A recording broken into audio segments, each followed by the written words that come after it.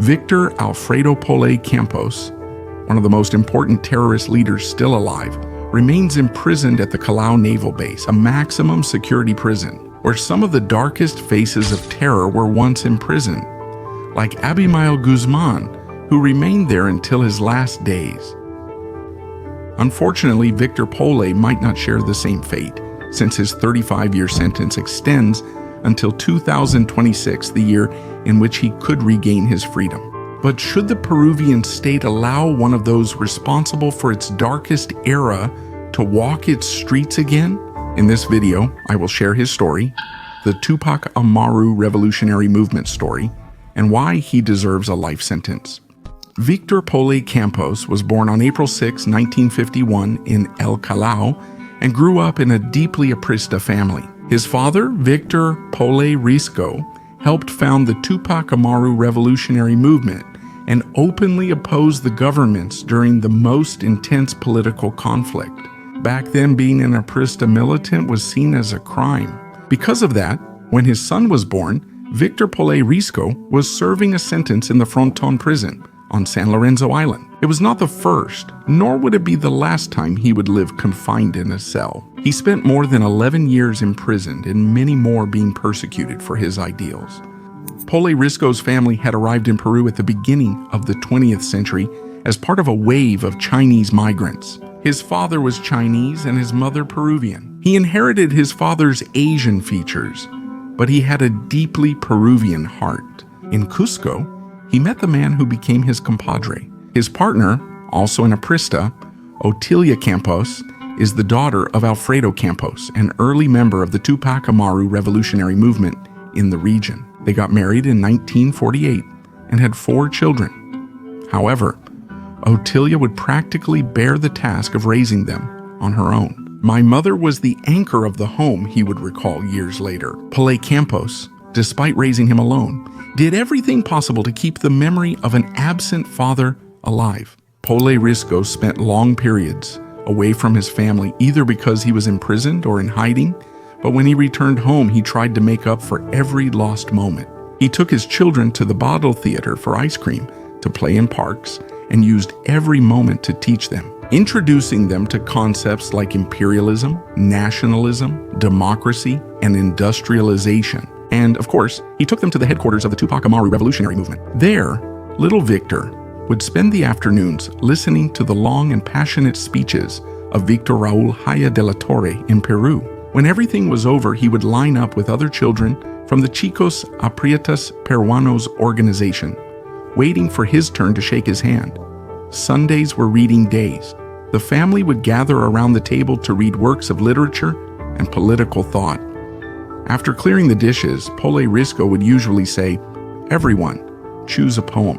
Little Victor preferred Neruda's poems, while among the novels he was captivated by the rawness of Mario Vargas Llosa.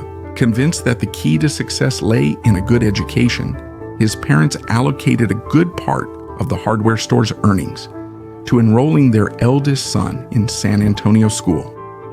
Run by Marianas priests, the Catholic sentiment became so ingrained in him that he briefly considered the priesthood. He even became an altar boy.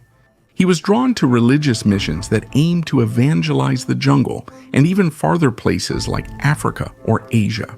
But his mother didn't like those ideas. "I didn't raise my son to be a priest," she told him firmly. So she decided to take him out of the Catholic school and enroll him in the Gran Unidad Escolar 2 de Mayo, the largest institution in Callao. There, Polay Campos joined the group of Boy Scouts, where he soon earned a reputation as a leader and a role model. The young Victor Polay Campos spent his Saturdays at camps and community service activities. At the same time, he avoided working at the hardware store, something he never liked. However, he did embrace aprista activism with fervor.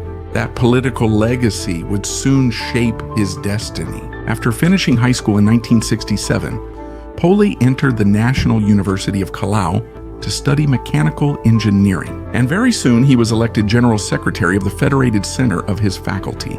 A year later, in 1968, he became part of the national leadership of the Aprista University Command, And in 1969, he took an even more important step within the party. He joined the so-called Bureau of Conjunctions of the Tupac Amaru Revolutionary Movement, a select group of young people who worked directly with the historic leader, Victor Raúl Haya de la Torre. Witnesses say that thanks to his charisma and determination, Polay Campos earned the reputation of being one of Victor Raúl's favorites. However, he was not the only one seeking that closeness. One of his most direct competitors was Alan Garcia, that young man with a prodigious way with words and extraordinary talent for oratory. But more than rivals, they ended up becoming friends. Between them, a camaraderie was born that would last over time and leave its mark on many moments of this story. If you're enjoying the video, I invite you to leave a like and subscribe to the channel. With your support, many more stories like this will be possible soon. By 1969, the government of Juan Velasco Alvarado had taken power after a coup d'etat, which in a way had frustrated Victor Raúl Haya de la Torre's arrival to the presidency. Polay and other young Aprista party members protested in the streets against the new military regime at year's end. During one of those marches, they clashed violently with communist groups, and Victor Polay Campos was arrested for the first time. Fortunately for him, his mother intervened and managed to secure his release, but that clash with the law did not intimidate him. 3 years later, in 1972, he was arrested again while participating in a new protest against the Velasco government, this time involved in dynamite attacks, both in Ica and in Lima. On that occasion, no intervention could save him. According to Polay himself, he was tortured before being imprisoned in the Urigancho prison, where he would remain for several months. This episode marked a turning point in his life since, during his imprisonment, Polay met militants from the Peruvian Revolutionary Left and from the Revolutionary Left movement, who convinced him that armed struggle was the only sure way to achieve real political change, a message that would resonate deeply with him. Months later, when he regained his freedom, his mother received him with anguish. "I don't want you to end up like your father," she warned him with a lump in her throat. Without giving him a choice, she bought him a ticket to Europe, believing that leaving the country until the political climate calmed could protect him from the risks he already faced. In Europe, Polay studied sociology at Sorbonne University in Paris, sharing an apartment with his old Aprista comrade, Alan Garcia Perez. Living together made them even closer, united by the memory of a youth marked by political idealism. However, Polay was already on the path to definitively leaving Aprismo behind. His convictions were undergoing a complete transformation. Even so, the friendship between them led them to embark on a backpacking journey through Europe, working at whatever they could to get by. During the holidays, they traveled through several countries until they reached Geneva, Switzerland, where they found work in construction. Garcia poured cement into a cylinder while Polay pumped it from below. At summer's end, their paths split.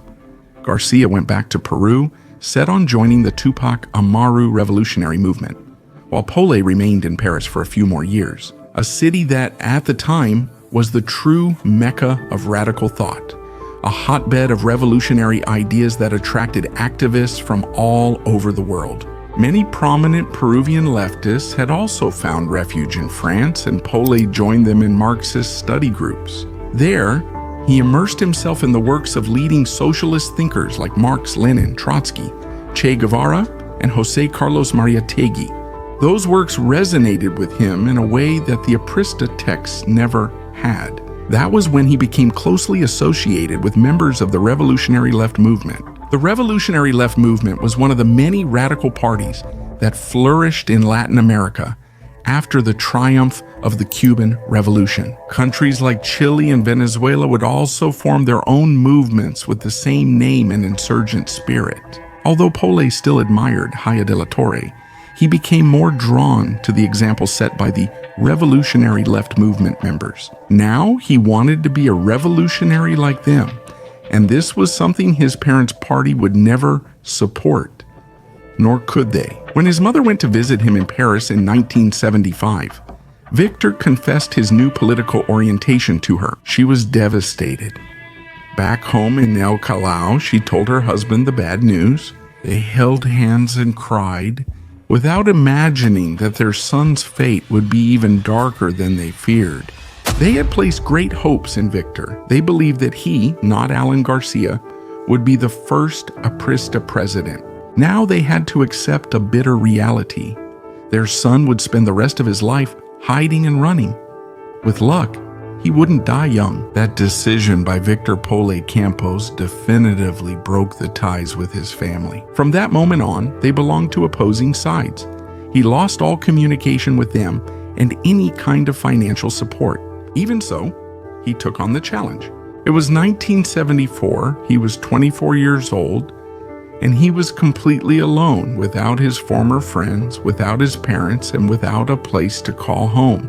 That same year, the government of Velasco Alvarado was overthrown, and Morales Bermudez took over the presidency, dismantling much of his predecessor's progressive reforms. With him, a period of increasing repression against all forms of opposition began. As a revolutionary left movement member, Polay Campos was determined to confront the dictatorship and coordinated revolutionary movements continentally.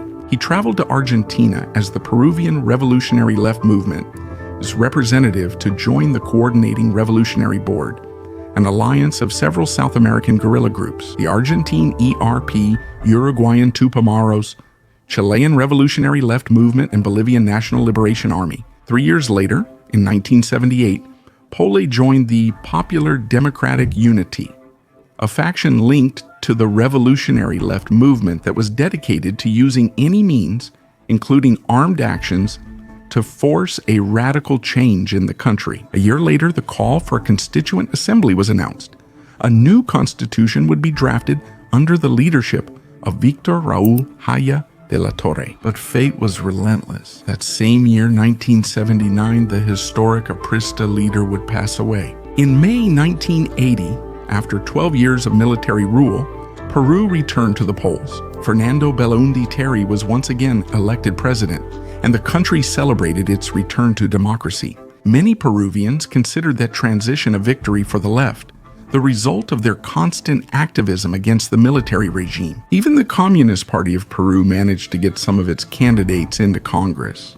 Taking advantage of that momentum, a group of activists founded United Left, a coalition that sought to bring together the country's many progressive movements. However, not everyone shared the same enthusiasm. Other, more radical sectors viewed the transition with open distrust. Although they recognized the fall of the military government as progress, they insisted on the need to mobilize workers, peasants, and residents of the neighborhoods in an armed insurrection. The most radical of the opposition groups was, without a doubt, Shining Path, the Maoist organization that same year declared war on the Peruvian state, starting a bloody crusade to seize power through armed struggle. That decision would mark the beginning of one of the cruelest and most painful chapters in the history of Peru. Victor Polay Campos, inspired by that insurgent path, longed to follow a similar route, but under a different model.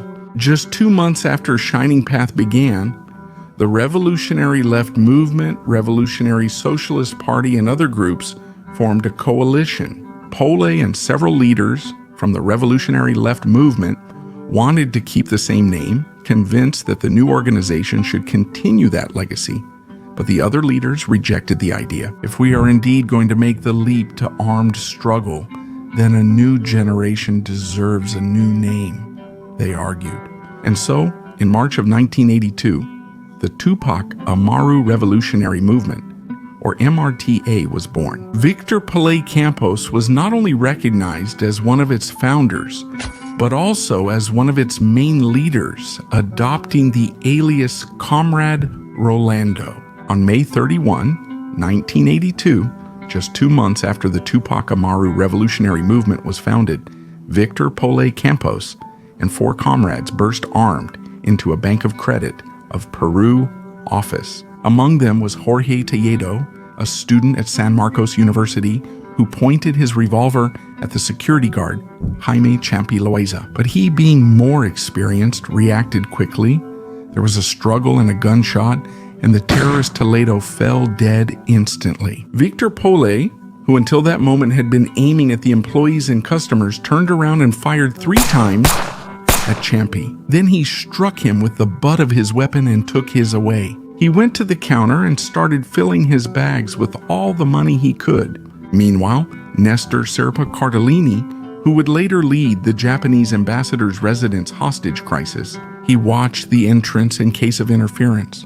Polay stole over 10 million souls, and in a matter of seconds, they all ran out into the street where a green Fiat was waiting for them with the engine running, leaving behind Toledo's body lying on the ground. While the vehicle sped down Luis Garibaldi Street in La Victoria, a police patrol started the chase. Polay and his accomplices fired back until they disappeared into the maze of Lima's streets. Victor Polay Campos, the boy with the priest appearance, the one who was once an altar boy, had committed his first major disaster. This assault would be remembered as the first armed action of the Tupac Amaru revolutionary movement. Of course, Polay did not consider himself a criminal at all. Unlike other robbers who used the loot from their heist to fill their own pockets, he believed he was acting for a higher cause, and because of that, the Tupac Amaru revolutionary movement had enough funds to begin its armed struggle. That heist established him as one of its most skilled and committed leaders. In January of 1984, the terrorist group reaffirmed its presence on the national stage with a series of attacks against various police stations. The first was the Civil Guard barracks in Villa El Salvador. The operation started by toppling an electrical tower to plunge the area into darkness. Then with explosives or light weapons, they caused material damage to the police infrastructure. Sometimes they took hostages or threatened with reprisals. Their demands were not met. In the eyes of the Tupac Amaru revolutionary movement members, police stations represented the most tangible symbol of the state's abuse against vulnerable citizens. These attacks aimed at armed propaganda. The Tupac Amaru revolutionary movement sought to challenge the state, show power, and gain political attention. Their goal was to show the country and themselves that they were not just talk, but action. As the months went by, the offensives extended to government officials, such as the attack on the residence of the Minister of Economy, Carlos Rodriguez Pastor. They also attacked government offices, media outlets, and even the Guara Historical Museum, the place where José de San Martín had proclaimed the independence of Peru. From there, the Tupac Amaru revolutionary movement members took objects of enormous historical and symbolic value: San Martin's sword, the first coat of arms of the Republic, and the original flag with which the country's freedom was announced. After this, the Tupac Amaru revolutionary movement tried to appropriate the symbolism in Cusco and decided to establish their guerrilla stronghold there. The chosen area was Paucartambo, where they transported their weapons and set up camps in the midst of the Andean wilderness. But the authorities soon discovered their presence. The camp was raided, one of the militants was captured, and the rest were forced to flee in haste.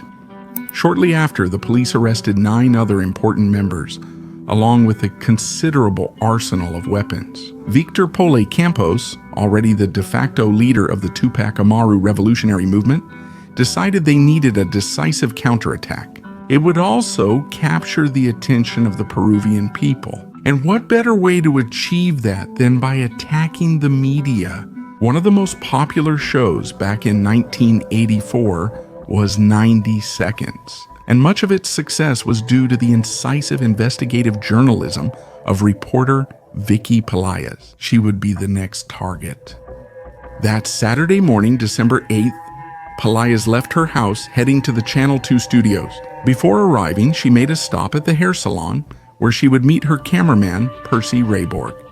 It was there that the terrorists approached them, pointing a revolver at them. One of them ordered them to stay calm. Thinking it was a robbery, Pelayas tried to reason with them. He asked them not to hurt him. He explained that he had a small child at home, a modest salary, but this was not a robbery. They put both of them in a red car and took them to an unknown place. There they'd learn the true reason for the kidnapping. The Tupac Amaru revolutionary movement wanted to deliver a televised message. Everything was ready. The journalists had to comply. Sitting in front of the camera was Victor Polay Campos, with a black bag covering his head. While Reborg was recording, Polay read a statement in which he denounced the alleged torture of his captured comrades. And he explained the mission of the subversive group he led, to fight against hunger and poverty and to take power away from the ruling classes. He also made it clear that his organization was completely independent from Shining Path. At the end of the recording, the Tupac Amaru Revolutionary Movement members sent the tape to Channel 2's producers. It was accompanied by a note warning that they had their 2 reporters in their custody. The producers had no choice but to agree to broadcast the material. However, when the program was about to air, the government of Fernando Belaúnde Terry managed to block the signal. The message didn't go out, but a goal was achieved. Every newspaper in the country covered the incident. Previously, most Peruvians hadn't heard of the Tupac Amaru Revolutionary Movement, but now everyone knew them, a group different from Shining Path. While the Shining Path members were inspired by Maoist China, the Tupac Amaru Revolutionary Movement sought to project a more nationalist style, appropriating national symbols and vehemently rejecting anything that represented any United States influence. To make this clear, on March 20th, 1985, an armed group stormed the Kentucky Fried Chicken on Arequipa Avenue in Miraflores. With their weapons raised, they ordered the customers to get on the floor and began spreading gasoline throughout the place. Then they ordered the civilians to leave and set the establishment on fire. The cooks had to escape through the back windows. The one in Miraflores was the first of 7 Kentucky Fried Chicken locations set on fire that same night. For the Tupac Amaru Revolutionary Movement members, Yankee colonialism was the root of the people's misery, the main enemy. And who better embodied that symbol than Colonel Sanders, the emblem of American capitalism? In addition, the attack had an extra political charge. President Belaúnde's nephew owned 3 of the burned franchises, but this viciousness didn't stop there. During the following month, the offices of Diners Club and Kodak were attacked. Shortly after, new explosions shook the British English Institute, the Sears store in San Isidro, and the branches of Banco Continental and Banco Vice. Even the residence of the United States ambassador was hit by this wave of violence. The message was clear. The Tupac Amaru Revolutionary Movement left symbolic gestures to declare open war on anything representing economic power and foreign influence. In 1985, their actions became more aggressive. They decided to attack the Republican Guard to recover the weapons they had lost in Cusco, and they extended their attacks to the homes of the Minister of Labor, Joaquin Leguía, and Luis Bedoya, leader of the Christian People's Party. Meanwhile, they expanded their presence at universities like University of Northern Iowa and San Marcos. They expanded their influence to markets and schools to grow their indoctrination and propaganda network. On July 12th, they simultaneously attacked 7 police stations, and on the 25th, they used a car bomb for the first time to attack the Ministry of the Interior. Just 3 days later, on July 28, 1985, Alan Garcia Perez, the old friend of Victor Polay Campos, was sworn in as president of Peru. 2 weeks later, on August 15th, Polay held a press conference in which he announced a truce with the government. The Tupac Amaru Revolutionary Movement stated that the American Popular Revolutionary Alliance gained power through popular support and would temporarily halt armed actions against the state for this reason. That truce also responded to a deeper strategy. The Tupac Amaru Revolutionary Movement aimed to appear more reasonable and open to dialogue, unlike the indiscriminate violence of Shining Path. But a year later, that truce was broken, since Allen did not keep his promise to break all diplomatic ties with the United States, and he was labeled as a demagogue and imperialist, accused of having betrayed nationalist principles. In less than 12 months, the ceasefire had ended. On January 1st, 1987, Victor Polay Campos ordered explosives to be placed in the Guerrillas municipality and to open fire on the guards who were protecting the office of the Provisional Electoral Jury. Each target had a symbolic value. The municipality represented the state, the Republican Guard represented the security forces, and the Provisional Jury represented democracy. The Tupac Amaru revolutionary movement used symbols to reinforce their attack's message. For them, these institutions were corrupt and needed a complete cleansing. This was just the beginning of a new offensive. After the unilateral end of the ceasefire, several attacks on government buildings followed.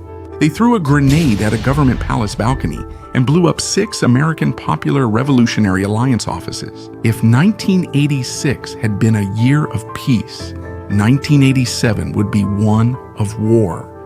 That year, the Tupac Amaru revolutionary movement decided to consolidate its forces. The attempt to establish a guerrilla stronghold in Cusco had failed, and Shining Path already controlled large areas of the highlands.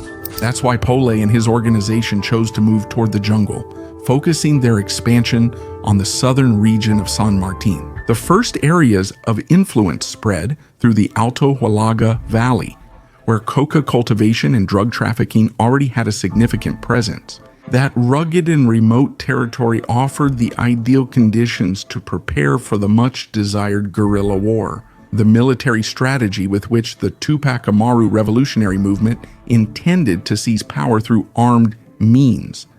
There, they could take advantage of the discontent of the peasants who felt abandoned by the state, and at the same time forge alliances with drug trafficking just as Shining Path did. As the months went by, the Tupac Amaru revolutionary movement expanded its shadow over the Peruvian jungle, multiplying its power. In response to this growth, the Central Committee decided that the time had come to increase the movement's income. And they knew exactly how to do it. They had already rehearsed it before. It was a formula as simple as it was macabre and effective. Kidnapping businessmen to demand their families pay million-dollar ransoms. That's how the infamous and well-remembered people's prisons were born. Secret dungeons and house basements where the Tupac Amaru revolutionary movement held hostages in cruel, degrading, inhuman conditions. They were tiny cells without sunlight or ventilation, true concrete tombs where the kidnapped were kept in chains, subjected to physical and psychological torture while they waited for their families to give in to the excessive economic or political demands of their captors. Some were confined in wooden boxes the size of a coffin, forced to remain naked, often deprived of sleep, stripped of all choice and of their own dignity. Their most common ration consisted of a plate of cold rice or a piece of hardened bread, just enough to keep them alive. They were not allowed to go to the bathroom. They had to do it right there, in their cell. In this way, the stench of confinement mixed with fear, creating the perfect environment to break their spirit and obtain the desired confession. It was all part of the business. The more shocking and heartbreaking the images were, the easier it was to manipulate and break their families. That's why the captives were filmed, photographed, portrayed in their most abject misery. Those tapes were the most effective way to extract exorbitant sums of money, since the process could take weeks, even several months. The Tupac Amaru revolutionary movement turned pain and humiliation into their most effective weapons. The anguish and desperation of the families became the fuel for a terror machine piloted by Victor Polay Campos. That idealistic young man with Aprista roots had completely lost his human side, any trace of mercy.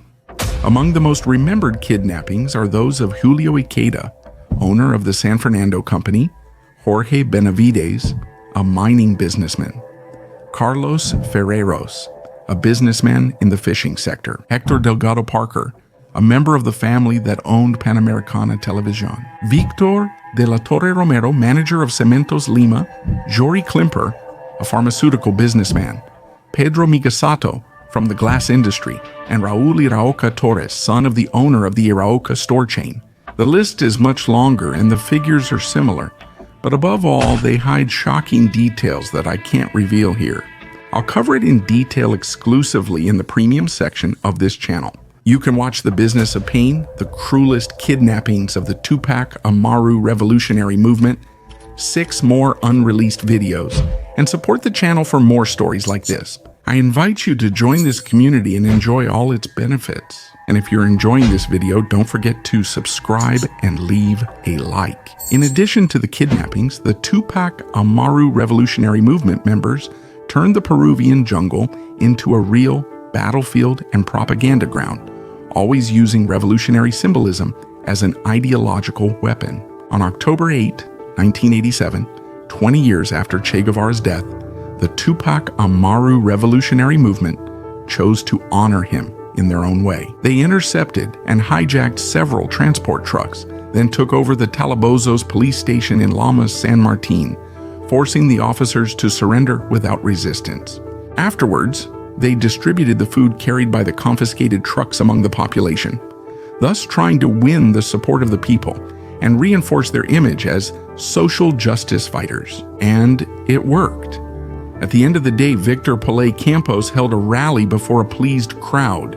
With a firm voice, he announced that guerrilla warfare had returned. The next step was to strike in a bigger city. Polay set his sights on Huanhui, a place with more than 25,000 inhabitants, where reports of police abuse were common. It seemed to be the perfect setting. On November 6, 1987, the Tupac Amaru revolutionary movement launched a coordinated attack, seizing 3 police stations, the airport, and the telephone company. Once the place was secured, Polay took a megaphone and addressed the people. His speech stirred up emotions. That day, he recruited hundreds of new volunteers to the Tupac Amaru revolutionary movement. The event's magnitude drew government attention. Alan Garcia publicly opposed the Tupac Amaru revolutionary movement for the first time, urging their demobilization and immediate surrender of weapons in a national address. A few days later, on November 10, he declared a state of emergency in San Martin. In the following days, several helicopters and over 500 police officers launched Operation Down with the Tupac Amaru revolutionary movement, aiming to capture Comrade Rolando. By then, Garcia already knew from intelligence reports that Rolando was none other than his old friend, Victor Polay Campos, and he ordered him to be captured dead or alive, destroy the camps, and regain state control in the region. But the terrorists managed to escape. Polay's forces retreated to deeper areas of the jungle, and from there, they took advantage of the situation in the media. Polay used the press as a guide, as his new trench granting interviews in San Jose de Sisa under his own conditions. During those conversations, he tried to distance himself from Shining Path. He said the Tupac Amaru revolutionary movement did not use indiscriminate terror, but sought a democratic socialist revolution inspired by national figures like Tupac Amaru, Micaela Bastidas, and Jose Carlos Mariátegui. His words had the effect he was looking for. The statements reinforced the romantic image of the movement. The government, outraged, accused the media of humanizing the terrorists, but the damage was already done. Polay's propaganda had worked, and the organization grew like never before. By the end of 1987, the Tupac Amaru revolutionary movement had more than 1,000 armed fighters and several thousand active supporters. That year ended with the movement at the height of its fame. However, the government intensified its offensive. The Down with the Tupac Amaru revolutionary movement plan intensified in the jungle and nationwide. This time, the strategy started to yield results. One by one, several identified leaders were captured. This forced the group to disperse. Polay Campos decided to return to Lima to reorganize the urban network, regroup the dispersed groups, and rebuild the political structure of the movement. By 1988, of the main leaders, only Victor Polay and Nestor Serpa remained free, directing operations, kidnappings, and guerrilla warfare. To go unnoticed, Polay Campos changed his appearance. He grew a mustache, changed his hairstyle, and started wearing dark glasses. His face was already among the most wanted in the country. Posts, walls, and police stations displayed his image, along with the reward offered for his capture. That's why he lived in hiding, just as his parents had predicted, constantly moving from one hideout to another, watching every step. aware that a single mistake could mean the end. Even so, he remained in command, although with less and less power and influence. The Tupac Amaru revolutionary movement had been defeated in the jungle, and its main base was now in the Sierra de Junín. In February 1989, the Tupac Amaru Revolutionary Movement's Regional Committee held a pivotal meeting to decide the insurgency's future. Shining Path was gaining ground, and shortly before, they had killed one Tupac Amaru Revolutionary Movement militant. The leaders insisted that Polay had to be present, so he took a night bus to Huancayo. To go unnoticed, he traveled with Rosa Luz Padilla Vaca, a young student from San Marcos University recently joined to the movement. They pretended to be a couple so as not to raise suspicion. They arrived at the Turistas Hotel in Huancayo shortly after 6 in the morning. What Polay didn't know was that the Minister of Defense, Enrique Lopez Albujar, was scheduled to stay at the hotel that same day. That's why it had been ordered to search and inspect everyone who entered.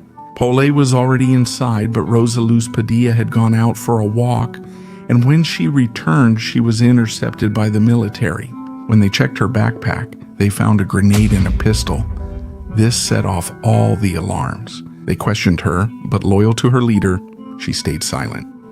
Immediately, the agents checked the hotel register and within minutes identified the room. A single kick was enough to break down the door. Polay was completely surprised. He didn't resist. He calmly stood up and asked to speak with the officer in charge. He offered him $5,000 cash for his freedom.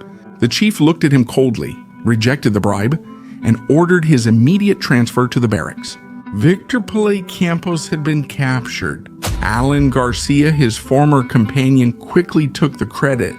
He publicly boasted that the state had dealt a decisive blow to terrorism, calling him a ringleader, a mobster, and a criminal.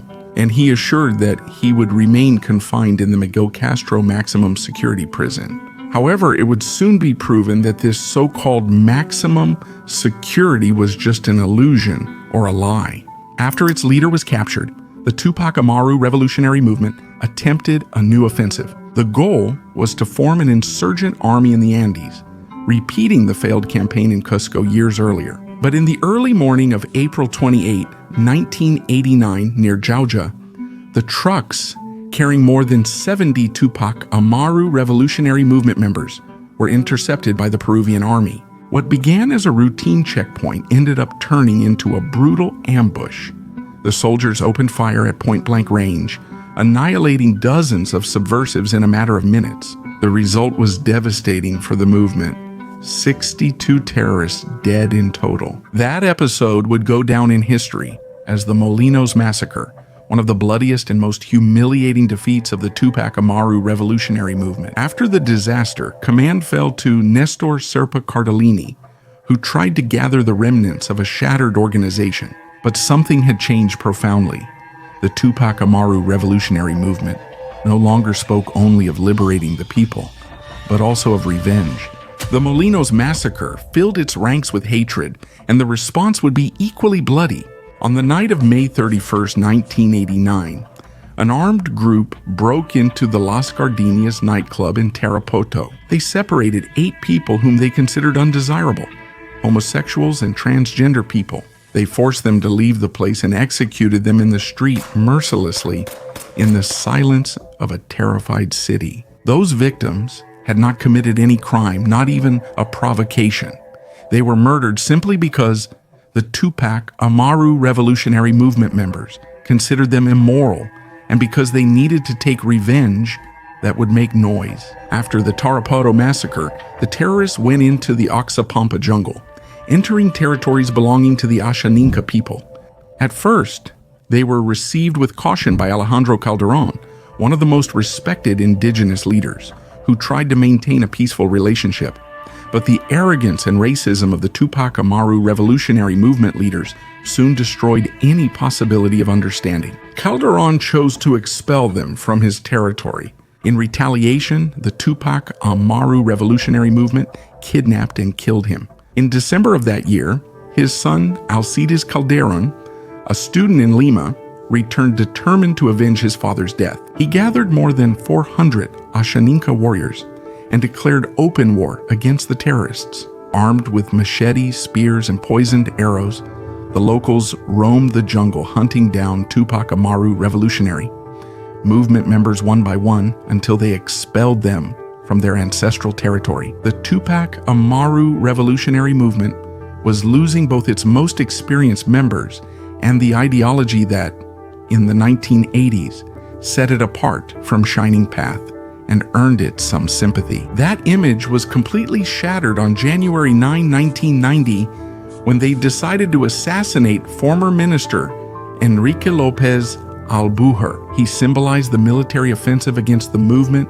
and was responsible for capturing Victor Polay Campos and the Molinos massacre. At this point, the Tupac Amaru revolutionary movement was no longer different from Shining Path. They had completely lost their cause and only violence remained. While all this was happening, Victor Polay Campos spent his days reading, writing, and contemplating. From his cell in the Canto Grande prison, with an image of Tupac Amaru hanging in front of his bed. From there, he began to develop the idea that would make him a legend. Alongside leaders Nestor Serpa and Peter Cardenas, he devised a plan both bold and seemingly impossible: to dig a tunnel from outside to the block holding the Tupac Amaru revolutionary movement militants. To do this, they bought a rundown house 300 meters from the prison, using a supposed newlywed couple as a front. For more than a year, teams of 20 workers worked day and night underground, taking turns in complete silence. The tunnel had to be 332 meters long and 15 meters deep, with a design so precise that it allowed two men to pass through at the same time. It was a true feat of artisanal engineering. In mid-1990, the excavations entered their final phase. The 1990 World Cup in Italy had an unexpected impact in this. While everyone was entertained by the matches, the tunnel workers took advantage of the general distraction to speed up the pace. And on July 9, 1990, just hours after the final, between Argentina and Germany, the Tupac Amaru revolutionary movement members broke through the last wall and saw the light. They had arrived. Over 950 tons of earth were removed to free Victor Polay Campos and 47 other Tupac Amaru revolutionary movement members. The press dubbed that shameful episode as the escape of the century. Once outside, the fugitives scattered through the streets in different directions. By the time the authorities realized what had happened, it was already too late. This all happened 20 days before Alan Garcia left Peru's presidency, and soon the inevitable questions arose. How was Polay Campos able to plan such a complex escape without sharing a cell with anyone? How was it possible that no watchtower detected anything for more than a year? How did they get the blueprints of a maximum security prison? For many, the answer seemed obvious. President Alan Garcia was behind all of this. He had decided to release him right before leaving office. But why did he do it? To settle an old debt? For money? For extortion? Or perhaps because of the bonds of friendship that once united him with Victor Polay? In the following weeks, investigations uncovered clear evidence of complicity among several prison guards. The then Minister of the Interior and right-hand man of Alan Garcia, Agustin Mantilla, was strongly accused of being the mastermind behind the escape, allegedly under orders from the president, whose old friendship with Polay made him for many the main suspect. However, no conclusive evidence was ever found directly linking Garcia to what happened. The proven facts pointed more to serious failures in the prison system and to clear complicity from the security staff, but not to political orders coming from the government palace. To this day, this episode remains one of the great unsolved mysteries of Peru's recent history, an impossible escape marked by silence, suspicion, and the shadows of power. But one thing is certain: the Tupac Amaru revolutionary movement couldn't do it alone. They had powerful allies, capable of turning the impossible into reality. After their flawless, injury-free escape, the Tupac Amaru revolutionary movement reached its peak of glory. Victor Polay Campos became a legend, a symbol of cunning, rebellion, and defiance. against a state that at the time was facing enormous disapproval. But a new government was about to take power, and it was time to put it to the test. The newly elected president, Alberto Fujimori, appeared peaceful, somewhat naive, and easy to manipulate. The Tupac Amaru revolutionary movement decided to kidnap Congressman Gerardo Lopez Quiroz to pressure the president into starting a political dialogue. However, they quickly saw that Fujimori would not yield. Contrary to what they had calculated, the new government responded with a relentless crackdown on terrorism. This forced Polay to go into hiding and, according to some reports, to take refuge abroad for almost a year, seeking international support, while he was still dreaming of a negotiation process. But the self-coup of 1992 definitively buried that hope. The government of Alberto Fujimori and Vladimir Montesinos had consolidated absolute power. Polay felt a deep fear of being captured again, but his fear of losing control of the Tupac Amaru revolutionary movement completely was even greater. So he decided to return to Peru clandestinely. He had changed his appearance, let his hair grow, and purposely gained weight. In addition, he built a new identity. His name was now Oscar Fausto Wilson Trujillo. But when he reached Lima, the situation was bleaker than he expected. The structures of the Tupac Amaru revolutionary movement were destroyed. Internal distrust prevailed, and he felt that the police were closer than ever. Despite knowing it, he made a fatal mistake. A few days after his return, on the night of June 9, 1992, he went to the Joyce Grill, a cafe in San Borja, where he planned to meet with some comrades to make important decisions. He arrived early, sat alone, and ordered coffee. A few minutes later, a man approached him in a friendly manner and asked, "Hey Chino, what are you doing around here?" Polay looked up. He had never seen him in his life. The man's steady gaze and the sparkle in his eyes were enough to understand everything. "La di Conte, I'm screwed now," he said in a low voice. He didn't resist. 2 days later, he appeared before the cameras, escorted by agents. The defiant tone had returned. "The people's causes are unstoppable. The people will win. Long live the Tupac Amaru revolutionary movement." With an arrogant air and a proud look, like the vast majority of terrorists, when captured, Polay considered his fate sealed. This time, there would be no tunnels or escapes. In 1993, a faceless court sentenced Victor Polay Campos to life imprisonment for crimes of terrorism and treason against the homeland.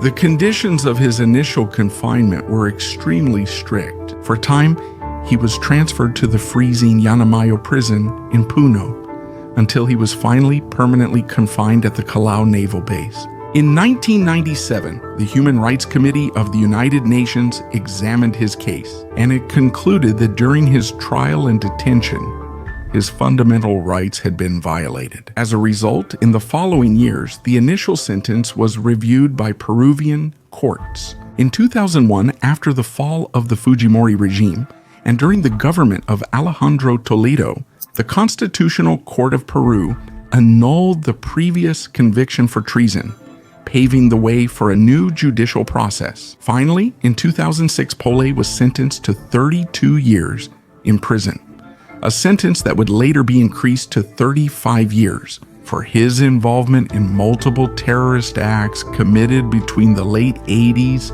and early 90s. Throughout all these years, Polay has continued to file appeals and lawsuits against the Peruvian state, claiming to have been tortured and held in inhumane conditions. Paradoxically, the same man who led the most atrocious humiliations and tortures against his victims. Today, he seeks millions in compensation for the alleged mistreatment following his capture. Like almost all imprisoned terrorists, Victor Polay Campos has not shown the slightest sign of remorse for his crimes, nor for the pain he caused to thousands of Peruvians. Even so, in 2022, the Inter-American Commission on Human Rights declared his petition against the Peruvian state admissible. But we must not forget that during the years when Victor Polay Campos was its main leader, the Tupac Amaru revolutionary movement committed more than 1,200 human rights violations, which represents approximately 1.8% of the total crimes committed during the years of terrorism in Peru. Although this percentage may seem small compared to the devastation caused by Shining Path, their acts, equally brutal, were responsible for more than 1,000 murders, including civilians, authorities, police officers, and businessmen. Their methods included prolonged kidnappings in which their victims were tortured with extreme cruelty inside the feared people's prisons, used as a means to obtain money through suffering. They also carried out bank robberies and other business raids, acts they justified under the euphemism of revolutionary expropriations. But the truth is that behind every hit, every explosion, and every death, there was no justice or revolution, only ambition, resentment, and fanaticism. This obsession led them to carry out more than 200 attacks against public and private infrastructure, electrical transmission towers, oil pipelines, police stations, courthouses, and commercial establishments, causing millions of dollars in material losses, and a country that was increasingly wounded.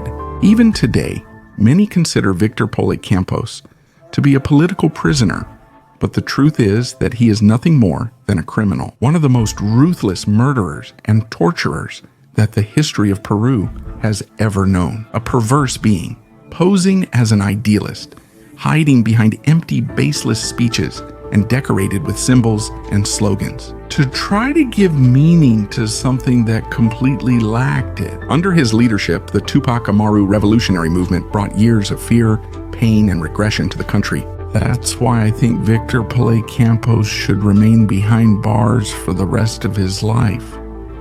And even then, it wouldn't be enough to pay for all the damage he caused. It's true that his counterpart, Abimael Guzman, left an even bloodier mark, but this comparison doesn't absolve him from also having been a real monster. As for the Tupac Amaru revolutionary movement, the organization gradually weakened, falling apart amid persecution, defeat, and a lack of direction. Their last desperate attempt to rise again and free their people came in 1996 with the takeover of the Japanese ambassador's residence, a story that has been on this channel for over a year and already has more than 1.7 million views. I invite you to watch it and find out how this story ends. But above all, never forget who these people were and all the harm they did to the country. That is the best way to make sure they never come back someday. If you like this story, share it with friends and family who need to know or remember it. On the channel, you can find others like this one that you might also enjoy. Don't forget to subscribe and leave a like. See you in the next story. Goodbye.